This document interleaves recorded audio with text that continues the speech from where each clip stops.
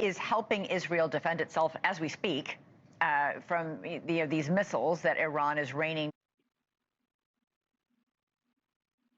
So the U.S. is helping Israel defend itself as we speak from these missiles that Iran is raining down right now on parts of Israel. Ballistic missiles are very difficult to intercept. What exactly are American forces doing? So I think we've got Patriot systems in the region. We've got protection for some of the American assets there. We're probably employing those systems where they can target the medium-range ballistic missiles or intermediate-range missiles that Iran is shooting. But more than that, I think, Elizabeth, we're staging. We're there. We're ready to do more if the decision is made and if the opportunity presents itself. And it does have to do with regime change, because in a conflict like this, this is the follow-up to October 7th.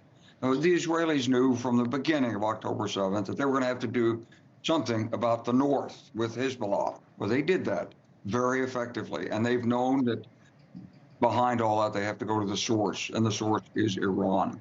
And so, yes, they're going after the nuclear program, but as Prime Minister Netanyahu made very clear, this is not just about the nuclear program or the ballistic missiles. It's really about giving the Iranian people a chance to change their government. And, this is the most pro-American population in the Middle East, in Iran. And yet people forget that. I know. And, there are so many Iranian Americans. I see them all the time. People talk to me. They always ask, what are we going to do? I said, what are you going to do? And this is the opportunity for the Iranian people to throw off the yoke of tyranny, really, that's there over them. That's what this is really about. And that's where America has an important role to play legally, diplomatically, and perhaps with relief and maybe even the military forces in there. All right, so let's stick with the military angle first. Israel took out 4 of the top military commanders in Iran, as well as 2 of the top nuclear scientists. The person in charge of Iran's ballistic missiles was killed in the strike last night. So what does this do to Iran to have its military leadership virtually decapitated? Who's calling the shots now? Well, all military organizations have backup plans and lower echelon leaders who step up. If you don't take out the full nodes, backup and main nodes of command and control, you're going to continue to have this. So Israel's got to go after the command and control nodes that are there. And look, Iran has prepared for this Israeli attack for years, and especially over the last 6 months. So they've got distributed everything around the country. They've got command positions. They've got nuclear assets over there. They've got missiles hidden in the far east, southeast of Iran. So this is a longer-term campaign. We can't expect instant results overnight. Not going to happen. So at this point, America is not involved in any of the offensive strikes on Iran. What are the dangers that we will somehow be pulled into this? I think President Trump has played it extremely well in terms of keeping the United States pushing on the diplomatic side. Now, we're certainly prepared to defend ourselves. We do have forces that could intervene and could do those strikes. But thus far, the Iranians have not gone after U.S. forces or done anything in the terrorist way against U.S. facilities in Europe or the U.S. people in the United States. They do have those capabilities. They haven't pulled the trigger on it yet. They'd be wise not to. I think this is a government in Tehran that's fighting for its existence. Doesn't want to compromise. It wants to maintain its credibility with its own people. And so it's going to punch back for as long as it can without bringing in the United States. But if it does, the United States will certainly join into this. Part of military strategy, though, is psychology. You just said, you pointed out, this is a regime that is now isolated in the Middle East, fighting for its very existence. Desperate people and regimes do desperate things. They do. But one of the things that's very interesting to me is a lot has been made about the relationship that President Trump may have with President Putin. But you've heard Russia say nothing so far. And yet they have a strategic alliance with Iran. 1 second, they're a neighbor you like. All right, Shalom. I'd like to start up the same call, Halayim La Yahweh, by Hashem Yahushai, by Hashem Harakak Wadash, Ma'amah. Double honors to the elder apostles of Great Millstone, my elder Heron as well. Salutations to the Archimedes that puts in the truth, to sincerity, and truth.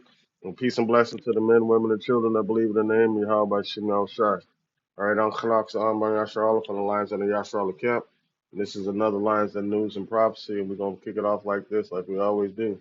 Second Ezra 15:1, it says, Speak thou in the ears of my people the words of prophecy, which I will put in thy mouth, saith the Lord, and cause them to be written on paper, because they are faithful and true. All right? Man, that's a lot. That's a whole lot going on right there. All right? Um, you hear about, a conversation coming up twice, or a reference made twice about America getting deeply involved. Hell, the title of the lesson, the title of the article right here says U.S. ready to do more amid Israel-Iran conflict. Wesley Clark. All right, so they're ready to do more. And the elder just did a lesson on Jeremiah Jeremiah 50 and 45. You see that? You see that? So what's we're witnessing, really witnessing our captivity being turned back right before our eyes, man. You know. So so so matter of fact, check this out. Um, let's get it. The elder did a lesson on Jeremiah 15:45, saying the least of them shall draw them out. Right. So now Israel is pulling America into this war. And think about it. All right, last week before last, we were going over about what was going on in the Pacific, right? And now this week we were talking about how Britain has a conflict with Russia. And next, we have the strikes on Israel and Iran. And America is, in all these conflicts, America is some ways involved in all these things. You see that? So America being the common denominator, it only amounts up to one thing: the doom of the destruction of America. And we're witnessing, and it's all being brought forth by Yahweh Shemel Shai. So let's get this article real quick. It says the United States is ready to commit further to Israel's cause should its conflict with Iran warrant such a response, according to retired four-star General Wesley Clark. Clark joined Elizabeth Vargas reports in the aftermath of the Iranian airstrikes on Israel in response to Israel's attack Thursday.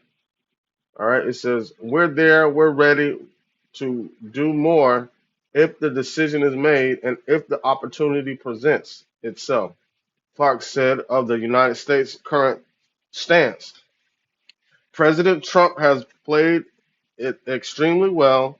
Now we're certainly prepared to defend ourselves. We do have forces that can intervene and could do those strikes. So to help aid on the strikes against Iran. Now, with that being said, if America gets that involved, what is Russia going to do? You see, what is Russia going to do? You know, Russia is, like they said, is a strategic and direct ally to Iran. And Bibi Netanyahu is acting like a spoiled brat. Like he wants to be able to do whatever he wants to do whenever he wants to do it. Like not giving any regards to the commands of Donald Trump. So which that's just like you have a little brother that you tell him to calm down. Or no, he wants to fight. Then he goes to sucker punch the person he wants to fight in the face. Now you have to get involved because you don't want your little brother to get beat up. That's the situation with the United States and Iran. I mean Israel, right? The United States is almost like no matter what Israel does, the United States has to back it. And there's no, I don't think there's nothing Trump can do about that. Even if he wants to back out, I think they'll get rid of him first. You see that? It says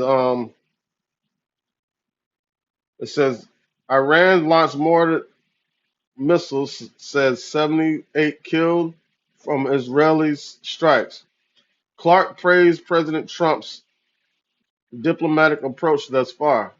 But thus far, the Iranians have not gone after U.S. forces or done anything in a terrorist way against United States facilities in Europe or in the U.S.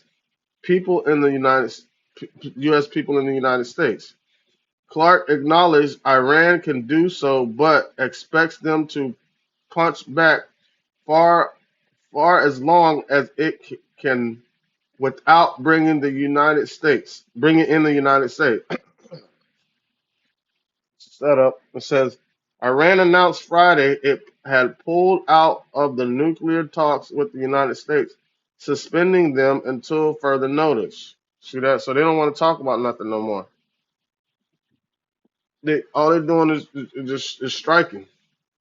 See that? And America's ready to get involved. Why?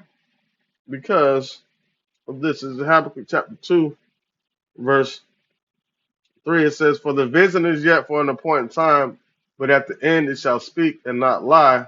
Though it tarry, wait for it, because it will surely come and will not tarry." What is the end that's coming? The end, the destruction of America, man. The end of the system. And the words of the Lord shall not be prolonged any longer, man.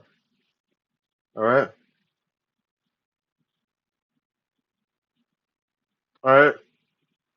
This is Ezekiel 12 and 28 says, "Therefore say unto them, thus saith the Lord, Yahweh, there shall none of my words be prolonged any more, but the word which I have spoken shall be done, saith the Lord." Right. So the vision is yet for an important time, but at the end it shall speak. Right. And we're at that end where it's going to start speaking. So it don't, you know, it may seem like this is taking a little while, but it's not, man. All right. All right, it says Habakkuk 2 and 3 again. It says, "For the vision is yet for an appointed time, but at the end it shall speak and not lie. Though it tarry, wait for it, because it will surely come and will not tarry." All right. So verse 4, it says, "Behold, his soul which is lifted up is not upright in him, but the just shall live by his faith." Right. All right. So just like how the topic for last week's camp was endurance. We have to endure these things. It might seem like it's coming slowly, but it's coming fast.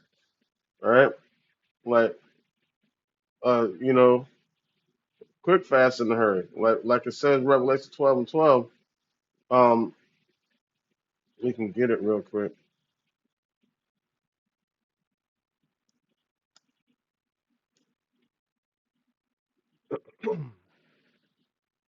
It's in Revelation chapter 12, verse 12. It says, "Rejoice, ye heavens, and ye that dwell in them." Right. We're rejoicing, because our citizenship is in heaven. That's where our domain is, as it is on earth as it is in heaven. So we're going to have a dominion over the whole earth too. You see, ruling under Yahushua and King David. All right, it says, Rejoice, therefore rejoice, ye heavens, and ye that dwell in them. Woe to the inhabitants of the earth and of the sea, for the devil has come down unto you, having great wrath, because he knoweth that he have but a short time. Right? Though it tarry, wait for it, because it's gonna come. You know what I'm saying? The Lord's gonna make sure it's coming, like quick. So back to Habakkuk 2 and 4, it says, "Behold, his soul which is lifted up is not upright in him, but the just shall live by his faith." Right? So we're going to have faith to endure, right? But, and that's what we're going to live by. So the soul which is lifted up in Esau, even though he think what he's doing is right according to his agenda, right? It's not upright. It's wicked. Verse 5 says, "Yea, also because he transgresses by wine, he is a proud man, neither keepeth at home, who enlarges his desires as hell, and is as death, and cannot be satisfied, but gathereth unto him all nations, and heapeth unto him all people, man. So he has the hands in the cookie jar in every kind of situation and things that's happened on earth. With all the turmoil that's going on earth, he has something to do with it. This devil, Esau. All right. And who is he using the front runner to meddle and dip and dab and everything? America. So he got he done put influenced the whole world to be Americanized. He said, "Oh, their Iranian people want the support from America. They want a new regime change. That's all they do when countries don't want to go their way according to the agenda of America. What do? Bring forth war and a regime change." Verse 6, it says, "Shall not all these take up a parable against him, and a taunting proverb against him, and say, Woe to him that increases that which is not his? How long? To him that ladeth himself with thick clay." So as he keeps doing this, as American Esau keeps doing this throughout the earth, it's really he's putting himself in debt in the Lord. He's gonna have to cash that. He's writing a check that his ass gonna cash. The Lord gonna take it out on his ass. All right, it says, "Shall they not rise up suddenly that shall bite thee and shall vex thee?" It's like, oh, my battery's going dead. "And shall vex thee, and thou shalt be booties unto them." All right, so they're going to take everything from this place, strip this place. All right, and America's going to be a spoil. Let me put my phone, charge it up a little bit real quick. It's lucky. So these nations are going to see America as a spoil, man. They're going to take everything from this place. Hold on. Let's get that. Let's get Isaiah.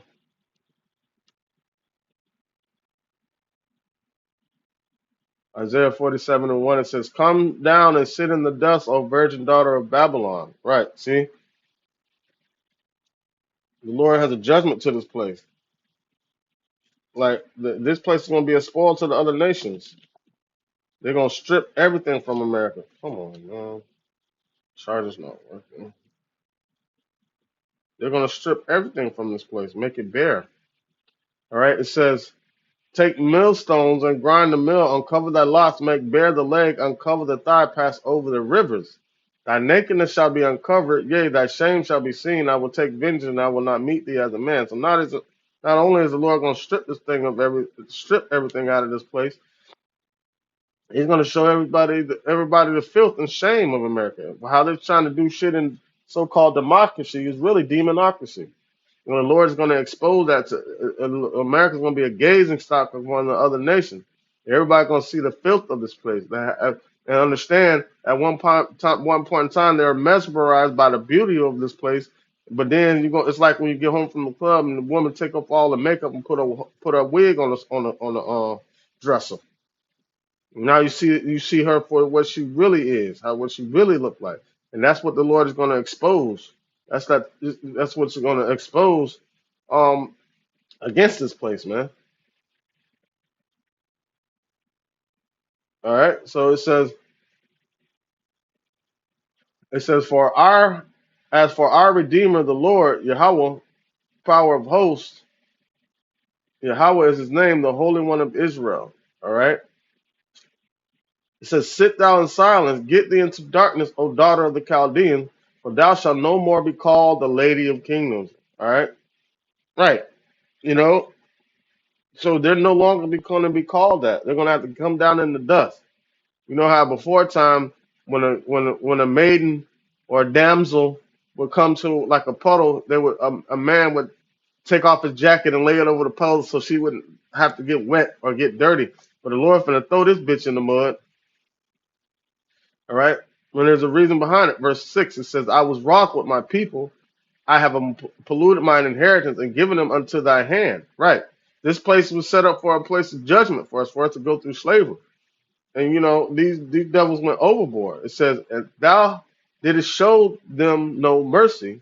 Upon the ancient hast thou very heavily laid thy yoke. You see that? And so ultimately, everything that they're doing, mainly what they did to us, right? Mainly what they did to us, and also the hell they putting on the whole world, man. But mainly what they did to us, they're gonna get a punishment for. All right. It says, "And thou saidest, I shall be a lady forever." While they were doing this, putting this new slavery and all this kind of stuff, it says, "So that thou didst not lay these things to thy heart." Never did us remember the latter end of it. Yeah, you wasn't thinking about what was going to happen in the end of all this hell that you brought on earth, and especially on us, the children of Israel. So the Lord has a judgment against this place. The Lord has a controversy against this place. It says, "Therefore now hear this, thou that art given unto pleasures, that dwellest carelessly, that saith in thine heart, I am and none else beside me." You can tell by this, oh, we are ready to do whatever it takes to back Israel. Like they got the force to reckon with. Like can't nobody stand up against them. But the Lord got something for them. All right. It says, "I shall not sit as a widow, neither shall I know the loss of children." It says, "But these two things shall come upon thee in a moment, in one day, the loss of children and widowhood. That shall be They shall come upon thee in their perfection, for the multitude of thy sorcery and for the great abundance of thine enchantment." So all this shit that they've been doing, wickedness they be rotting in the earth, you know what I'm saying? The Lord's going to judge them for that. Verse 10, it says, "For thou hast trusted in thy wickedness, thou hast said, none seeth me. Thy wisdom and thy knowledge, it hath perverted thee. And thou hast said in thine heart, I am, and none else is beside me." And that's what they were thinking. So America and Esau really thinking that they could be, they're going to stand forever. But the Lord has a judgment coming to this place and unto Esau, man. So we're getting closer and closer and closer to our salvation. And so we all got to hold on tight and keep pushing and keep it moving. You know what I'm saying? Which is a beautiful thing to see, especially like, with the things that have been transpiring over the past couple of weeks. All right. Lord willing, this lesson to edify and serve the purpose for the hope of elect and one that truly believe in the name and the Yahweh Shemal Shai. With that, I'd like to say, Call Halayim, La Yahweh, Bashem, Yahweh Shai, Bashem, Harakak Wadash, Ma'amah. Double honors to the elder apostles of the great millstone and my elder Heroine as well. Salutations to the argument of pushing the truth and sincerity and truth. And peace and blessings to the men, women, and children that believe in the name of Yahweh Shemal Shai. Shalom.